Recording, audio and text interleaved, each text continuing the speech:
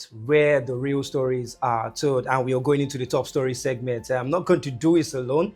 I've got a veteran journalist and broadcaster with me. Some people call him Speed Tongue, some people call him Eagle Eye, or you can just say Mr. Fash for short. But hey, I'm here with Samuel Femi Fashetire. Welcome to the broadcast today. Thank you very much. It's good to have all these nicknames. I don't understand. Where did you acquire them from? Well, by God's grace, I've worked in several places. So everywhere I go, from writing to broadcasting, TV, radio, online, different names keep coming up. There's always something. Always something. Something new. There's always something happening in Nigeria as well. And we'll open the broadcast, like they say, charity begins at home. So let's start from the home front, Nigerian Premier Football League.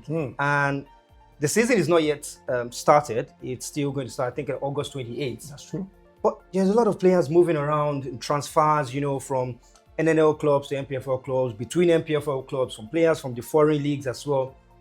But the question beckons, all of these transfers that we are seeing, it's moving like a secret cult. We are not hearing details about them. Why is it that transfers in Nigeria is not like transfers that we see in other parts of the world? There are always hidden financial details. What's going on? Hidden financial details. Even for the coaches as well. Other coaches are also moving and all that. Yes, I think it has to do with the basic thing about the Nigerian factor. We always say the Nigerian factor. What is this Nigerian factor? You say Nigeria has affected you and all that. Yes, secrecy. Well, I'm sure if I were to ask you how much your salary is, you wouldn't tell me. Or you feel it. Tell me what you want, I'll tell you. So it's just, I think what happens in the larger society now reflects also in the football sector that people just feel, like it's sensitive to reveal their salaries and all that. Yes, you say Europe and the salaries, sign-on fees, contracts and everything, all spelled out, the media will roll them. But sometimes too, they will say for undisclosed fee. Well, probably, but then in Nigeria, it is a common thing. Just because people don't feel comfortable sending their salaries. Well, there's another thing about insecurity. Exactly. Hey, that's where I was going to. I was going to bring you to insecurity because I reached out to a couple of journalists and I asked the same question yesterday. What is the problem? Some people say, insecurity issues in Nigeria. Some people say it might be because of greed. There are a lot of people involved in that deal. So if you expose the amount you received, it means the third party will link you to one person, will say, I have a share of two. And so because of that, they try to maybe hide it and then they'll tell you, this is actually what we collected, but that's not. But in the end, I think there need to be a development. We can't continue this way. We can't continue this way, but the Nigerian factor again comes to bear. So a player who's going for £1 million, well, they say the basic salary now for a league player will be around 2 million. That was the NSC are trying to bring in some innovations and all that. Yeah. People are complaining. Even then, people are saying, why should the NSC be doing that? It's like interference. Well, I think it's a good move in the right direction. But now, a player who's going to be getting 2 million, and of course, in the neighborhood, he's going to be feeling uncomfortable. Somebody could put a gun on his head. Where's the 2 million and all that? Yeah. So I think it's basically more of security. And of course, the legendary thing about Nigeria is that secrecy in terms of money matters. I'm still staying with football, but this time the women will go to the Women African Cup of Nations. Nigeria started the WAFCON in Morocco with a defeat. And a surprising one at that because we played against Malawi, who were playing their first Women African Cup of Nations. How do you lose to a debutant? Some people said it was lack of poor coaching. Some people said it was poor preparations. They played only 3 friendlies that were rushed anyways. What do you say? Well, I think the unthinkable job is the coach's job. Because the coach, no matter how good you are, you can't enter the pitch with your players. That's the truth about the coach. But unfortunately, when the results are bad, it's the coach that takes the whole brunt.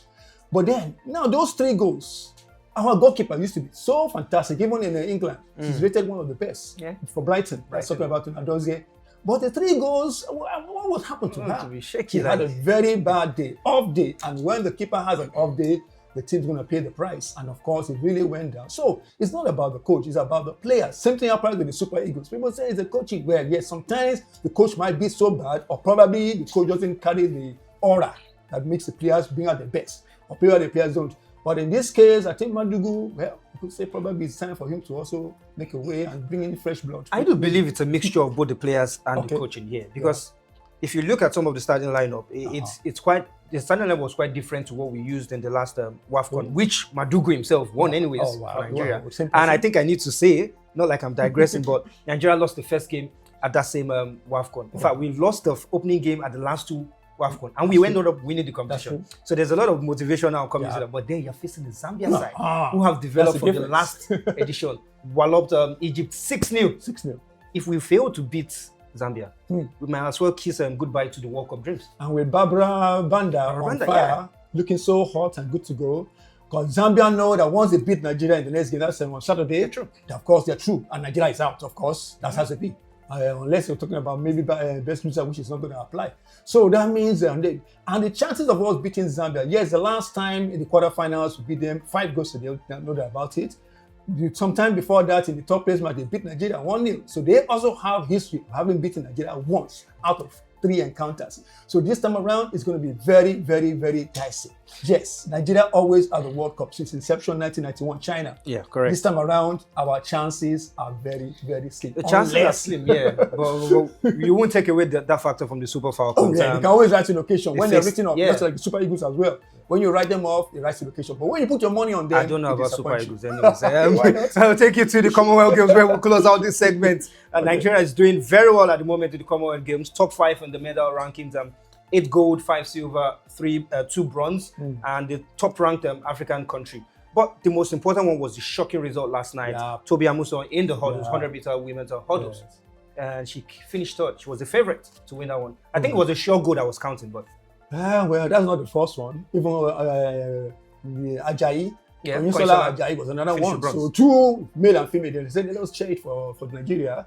Well, she came out with a complaint later on. She said no excuse. She fell in the camp. She had a knee injury and all that. And eventually the cold, the weather was so chilly that eventually, the cramp came up. But then, the semi-final, she was blistering. Yeah, she ran away with it. She ran away, although she said win aided. But she hasn't got to that level of great result in the semi-final. But if she gave her best for the semi-final, what about for the final? What matters most? She couldn't meet up. And unfortunately, bronze. She hit one of the obstacles, one of the barriers. They also like bronze. So the athletes also like bronze. Well, it's a bronze thing for Nigeria now at the Commonwealth Games. But nonetheless, Nigeria is doing very well at the Commonwealth Games. And that's been the part of top stories on this edition of Inside Naija Sports. We'll go for a quick break and we'll return with the Hot Seat segment. We'll dissect some very, very deep, interesting matters in football. Do not go anywhere.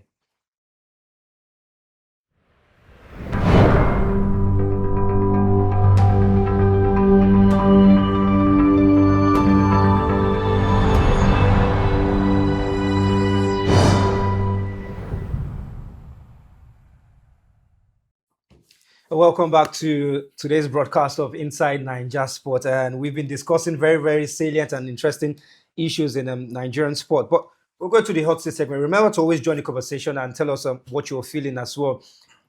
On this segment, I've got with me a coach and a former footballer, experienced with over 15 years experience coaching across Nigeria and Africa. I should say, been to South Africa, Benin Republic, Namibia. He's got himself a Coach B license as well as a UFC Level 1 certificate. I'm talking about AbdulFatai, Omotanwa, Abdulwahab. Coach, you're welcome to the show today. Thank you very much. He's currently the coach of Greenlock. Greenlock Football Club. A club that I see a lot because they're camped around where I stay. But Coach, how's it been? How's it been really coaching these young boys and these talents? Well, it's good. It's a long story, but I just need to cut it short. Yeah. First, I think I want to know about your playing days. You played in Nigeria, yes, and at some point found yourself in Namibia. You played for 2 different clubs. Back to South Africa. How did it go? How did that happen, the transition? Yes. When I was young, I was not even a soccer player. Okay. Yeah, I was a boxer. All right. So it was my mother said, no. My child, boxing, no, you can't do it. So after my secondary school, I moved into football. So immediately my secondary school, I signed an amateur football club in Lagos, LSPC. Okay. So in 2000, I played there for 1 year and I moved to defunct Jasper United. Oh, okay. No way.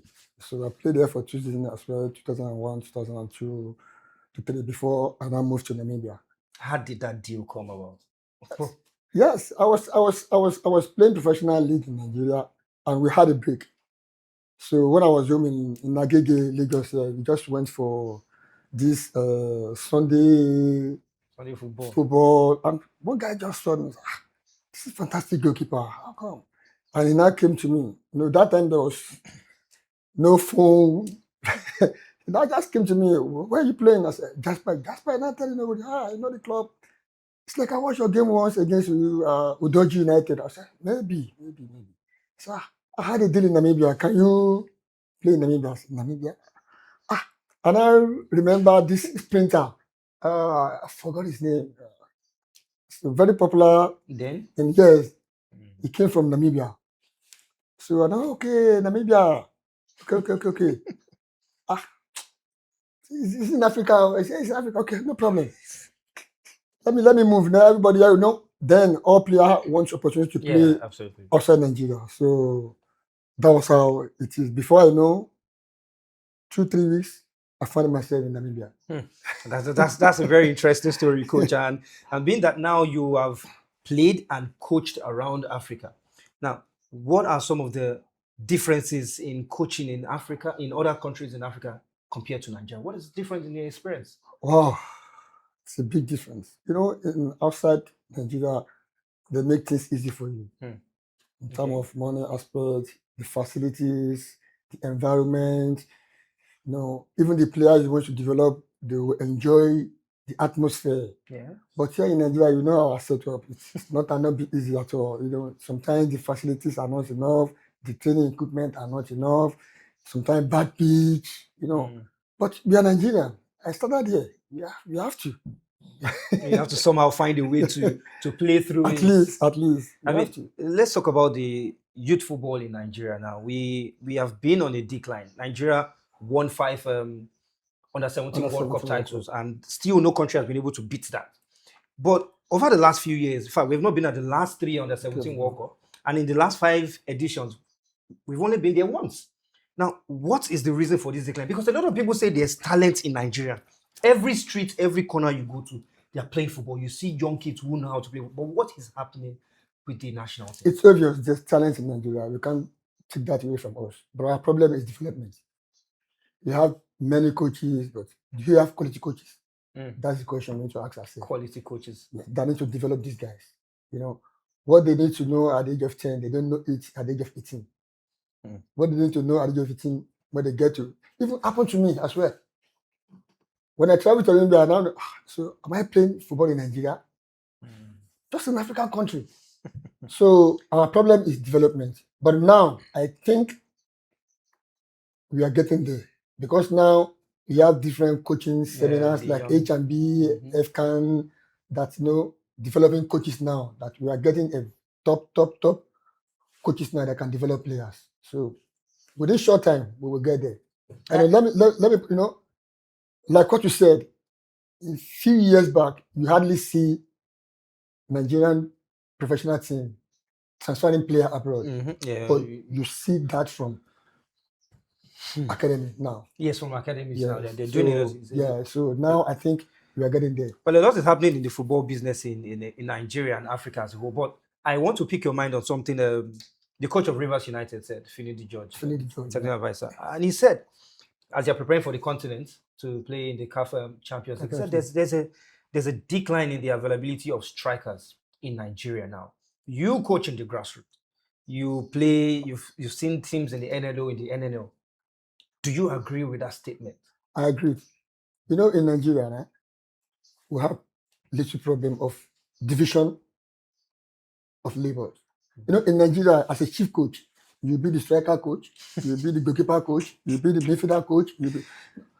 So when I went to Namibia, before I even moved to Sundown in South Africa, we had a striker coach, we have goalkeeper coach, we have midfielder coach, we have defender coach. I mean, Arsenal have a throwing coach. Yes, but in Nigeria, we don't have that. So how do you expect us to be so good in one particular area? So I think in Nigeria, we have striker coach, midfielder coach, all those. So everybody will be doing their job. And we can be able to produce quality striker. That is the problem. I think you have a very fair point. And finally, I want to pick your mind on playing in the NLO. You've worked with different teams from the NLO, across Nigeria, and they say NNL is the jungle. So what now happens to NLO that is below NNL? What's the experience like for you? Like I said earlier, it's still coaching problem. The quality. But is it a jungle? I can't Is it a jungle? How difficult is it to progress from the NLO? Very, very difficult. Very, very difficult. Because I've managed to promote a team twice. Twice, yes, you did. Yes. Imperial and Olushola United from NLO2 to NLO1. Very, very difficult. The referee issue, this and that. Don't let us open those things. So many challenges. The pitch many challenges. But we still have to do it. Well, we still have to do it. And you've been hearing from coach of Greenlock, a man with experience all around Nigeria and Africa as well. Thank you very much, coach, for being on this segment with me. God bless you. God bless you. So we'll take a very short break now. And when we return, we'll bring an athlete here. We'll delve into the mind of the athlete. You've heard from the coach. How about you hear from an athlete? So stick with us and we'll join you after this break.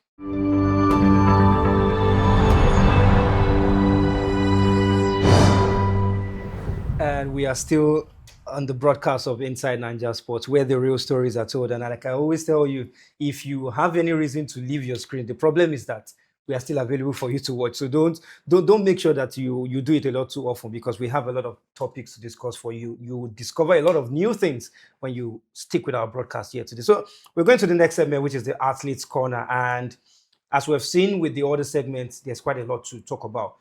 With me here is a friend. Yes, he's a friend because I've known him for a long while, and he's known for his coordination and tactical ability. He's a man that started from football and transitioned into volleyball. And I've got with me Olushola Balogun. Shola, 60. That's what it's usually called. Thank you. How are you doing now? I'm good, and you? It's good to have you here. Welcome to our broadcast. Thank you. Very quickly, just as I've used that one to introduce you, you will tell us how did it happen from football to volleyball, because the correlation is not there. I mean, I know that. Back then when we were in school, you played both, but how did that transition happen? All right. Started from young age. I started playing football in Ebute Metta, born and brought up in Ebute Metta, Okubaba to be precise.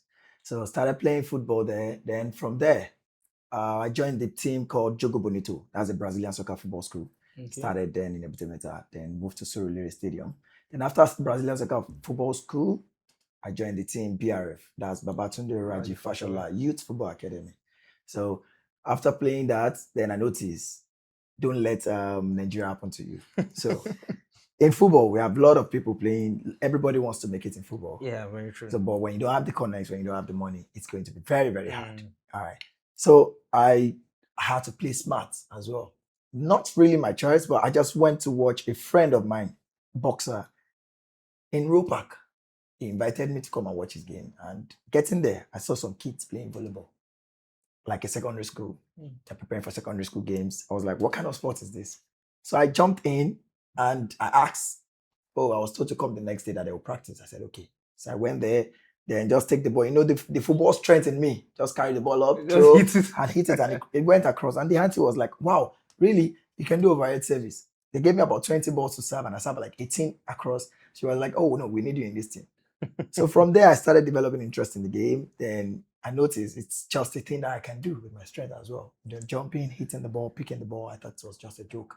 But at the end, I ended up being myself. I think it's interesting how stories are told, because you play football, you went to watch boxing, and you found yourself in volleyball. Yes. It's quite an interesting story. It's good to hear that from you. But over time, you've combined your education with playing volleyball.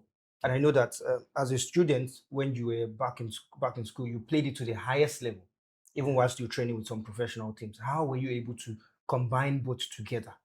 Okay. First of all, I'm sure you know I entered the University of Lagos through volleyball.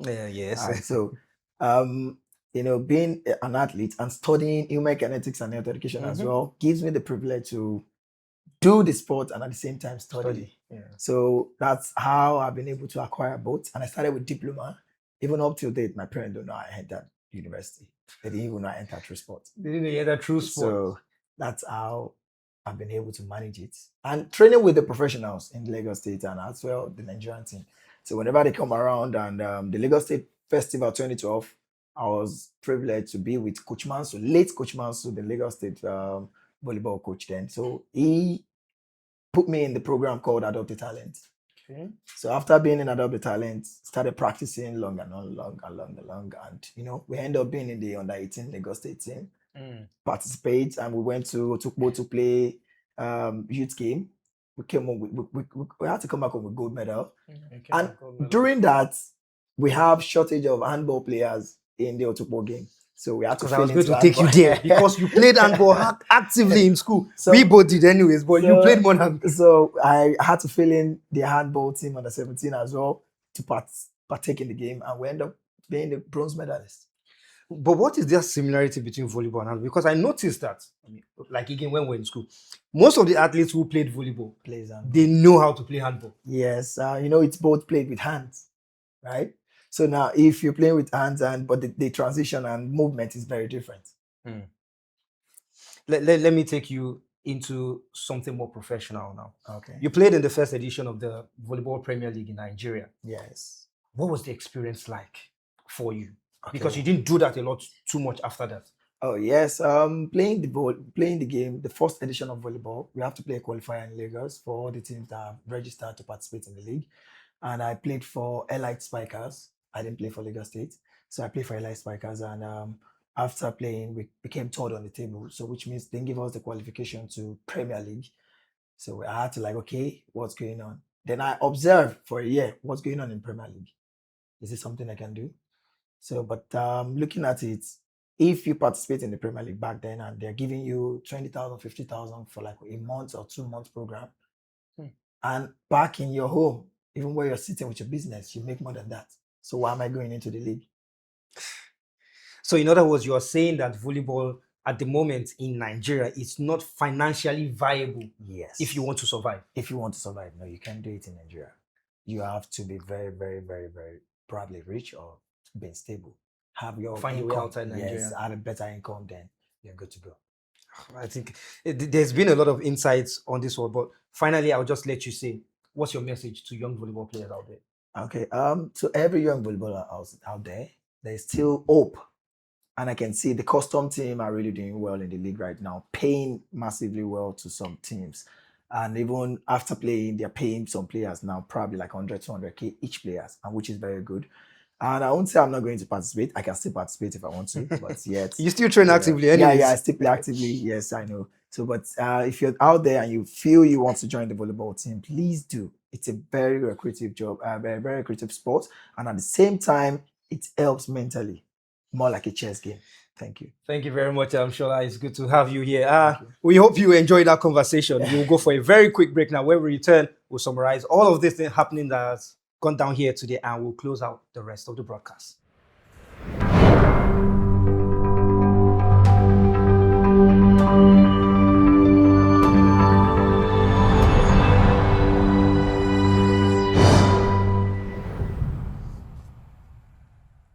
That has been the size of the package today on Inside Naija Sports. We hope you've enjoyed the stories that have been told on the broadcast here today, from the top stories to the hot six segment and also the athletes corner. We do hope that you join us in the comment section as well and share your thoughts. Sport. It's been amazing having these great men with me, from Speed Tongue to Shola Balogun and Coach AbdulFatai. Thank you very much for doing this with me. I'll see you guys on the next edition. Anyways, hopefully we'll catch you on another edition. Sure. My name is Samuel Bamshevi, and I sign out now. Thanks to everyone behind the cameras. We'll do this again and come to your screen next week. Don't go anywhere. Remember, join the conversation. Goodbye.